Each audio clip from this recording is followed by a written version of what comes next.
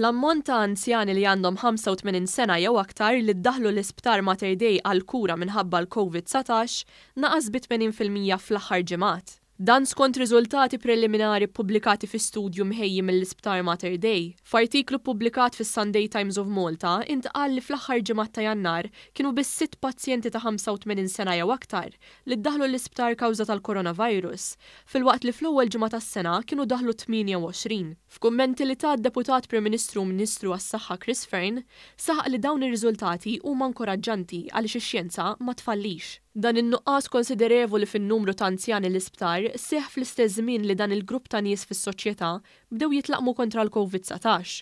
U allura minkejja li r-riżultati tal-istudju huma biss preliminari, dan in-nuqqas jagħti kuraġġ lill-awtoritajiet li l-vaċċin qed ikun effettiv. Fl-ewwel reazzjoni tiegħu għal din l-aħbar pożittiva waqt il-programm Paper Scan fuq One, il-Ministru għall-Anzjani Michael Farrugia appella l-kawtela. Il-poplu Malti Wawċi irid jkompli osserva id-direzzjonijiet mogħtija mill-awtoritajiet tas-saħħa. Hekk biss nistgħu nikkontrollaw, hekk biss nistgħu naraw ir-riżultati ikomplu jittjiebu.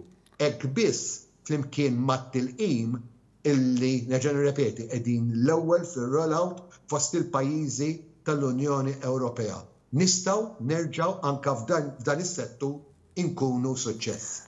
Dan l-istudju mistenni jkompli josserva l-pazjenti ta' kull età li jitlu fl-isptar hekk kif aktar nies jitlaqmu. Fil-fatt, aktar riżultati informattivi mistennija jiġu pubblikati fil-ġimgħat li ġejjin.